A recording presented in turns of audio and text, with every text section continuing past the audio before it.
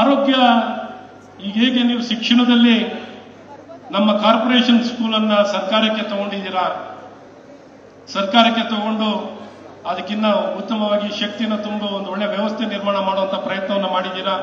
ಅದು ನಿಜಕ್ಕೂ ಶ್ಲಾಘನೀಯ, ಸ್ವಾಗತ.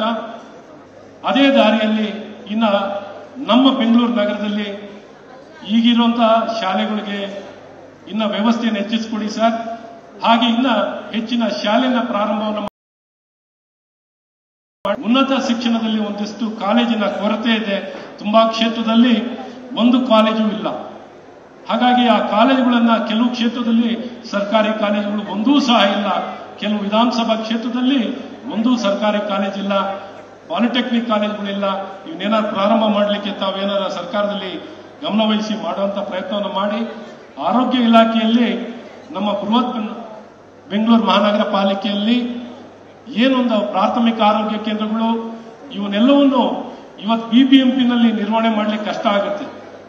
ನನ್ನ ಒತ್ತಾಯ ಏನು, ನನ್ನ ಒಂದು ಕಳೆದ 20 ವರ್ಷದಲ್ಲಿ ನಾನು ಜನರ ಮಧ್ಯದಲ್ಲಿ ಕೆಲಸ ಮಾಡ್ತಾ ನೋಡಿರುವಂತದ್ರಲ್ಲಿ ಆರೋಗ್ಯ ಇಲಾಖೆನೆ ಬಿಬಿಎಂಪಿ ಜವಾಬ್ದಾರಿ ಇರಬಹುದು, ಆದರೆ ಒಂದು ವ್ಯವಸ್ಥಿತವಾಗಿ ಆರೋಗ್ಯ ಸೇವೆಗಳನ್ನು ಕೊಡಬೇಕು ಅಂದ್ರೆ ಬಿಬಿಎಂಪಿಯ ಆರೋಗ್ಯ ಸೇವೆಗಳನ್ನ ಆರೋಗ್ಯ ಇಲಾಖೆ ಕೊಟ್ಟರೆ ಒಳ್ಳೇದಿರುತ್ತೆ ಅಂತ ತಮ್ಮ ಗಮನಕ್ಕೆ ತರ್ತೀನಿ. ಇಲ್ಲದ್ರೆ ತಾವೇ ನಮ್ಮ ಬಿಬಿಎಂಪಿನಲ್ಲೇ ನಿರ್ವಹಣೆ ಮಾಡಿದ್ರು ತೊಂದರೆ ಇಲ್ಲ, ಆದರೆ ತುಂಬಾ ಸಮಸ್ಯೆ ಇದೆ.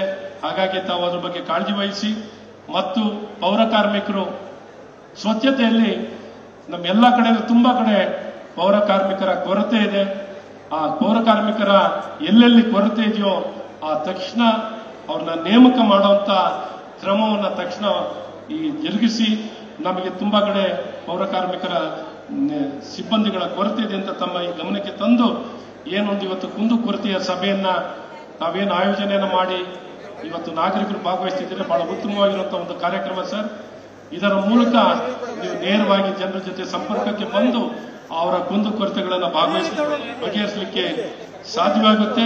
ಇನ್ನೂ ವ್ಯವಸ್ಥಿತವಾಗಿ ಮಾಡಬಹುದು ಅಂದ್ರೆ ಬಿಬಿಎಂಪಿ ಸಹಾಯ ಅನ್ನುವಂತ ಒಂದು ಟೆಕ್ನಾಲಜಿ ಪ್ಲಾಟ್ಫಾರ್ಮ್ ಇದೆ, ಅದನ್ನು ಇನ್ನ ಬಲಗೊಳಿಸಿ ಇನ್ನೂ ಪರಿಣಾಮಕಾರಿಯಾಗಿ ಜನ ಅವರಿದ್ದರಿಂದನೇ ಎಲ್ಲಾ ರೀತಿಯಾದಂತಹ ಕುಂದುಕೊರತೆಗಳನ್ನ ನಿಮ್ಮ ಗಮನಕ್ಕೆ ತರಲಿಕ್ಕೆ ಸಾಧ್ಯವಾಗುತ್ತೆ ಅಂತ ತಿಳಿಸಿ ನನ್ನನ್ನ ಈ ಕಾರ್ಯಕ್ರಮಕ್ಕೆ ಬರಮಾಡಿಕೊಂಡು ನನಗೆ 2 ಮಾತನ್ನು ಹೇಳಲಿಕ್ಕೆ ಅವಕಾಶವನ್ನು ಮಾಡಿಕೊಟ್ಟಂತ ತಮಗೆ ನಾನು ಎಲ್ಲ ಜನತೆಯ ಪರವಾಗಿ ನಾನು ಹೃದಯಪೂರ್ವಕವಾಗಿ ನಾನು ಕೃತಜ್ಞತೆಯನ್ನು ಸಲ್ಲಿಸ್ತೇನೆ.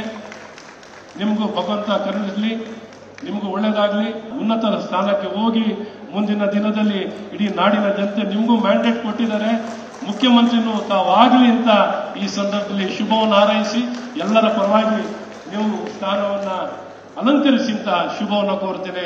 ನಮಸ್ಕಾರ, ಜೈ ಹಿಂದ್. ಉನ್ನತ ಸ್ಥಾನಕ್ಕೆ ಹೋಗಿ ಮುಂದಿನ ದಿನದಲ್ಲಿ ಇಡೀ ನಾಡಿನ ಜನತೆ ನಿಮಗೂ ಮ್ಯಾಂಡೇಟ್ ಕೊಟ್ಟಿದ್ದಾರೆ, ಮುಖ್ಯಮಂತ್ರಿನೂ ತಾವಾಗಲಿ ಅಂತ ಈ ಸಂದರ್ಭದಲ್ಲಿ ಶುಭವನ್ನು ಹಾರೈಸಿ ಎಲ್ಲರ ಪರವಾಗಿ ನೀವು ಸ್ಥಾನವನ್ನ ಅಲಂಕರಿಸಿ ಅಂತ ಶುಭವನ್ನು ಕೋರ್ತೇನೆ. ನಮಸ್ಕಾರ, ಜೈ ಹಿಂದ್. ಕನ್ನಡಿಗರ ಮೆಚ್ಚಿನ ನಿಮ್ಮ ನ್ಯೂಸ್ 18 ಕನ್ನಡ ಈಗ ವಾಟ್ಸ್ಆಪ್ನಲ್ಲಿಯೂ ಲಭ್ಯ. ಕರ್ನಾಟಕ ಮತ್ತು ದೇಶ ವಿದೇಶದ 360 ಡಿಗ್ರಿ ಸುದ್ದಿ ವಿವರವನ್ನ ನೀವು ನಿಮ್ಮ ಕೈ ಬೆರಳುಗಳಲ್ಲಿಯೇ ಪಡೆಯೋದಿಕ್ಕೆ ಈ QR ಕೋಡ್ ಅನ್ನ ಸ್ಕ್ಯಾನ್ ಮಾಡಿ. ನಮ್ಮ ಚಾನೆಲ್ ಅನ್ನ ಫಾಲೋ ಮಾಡಿ, ನೋಟಿಫಿಕೇಶನ್ ಆನ್ ಮಾಡಿ.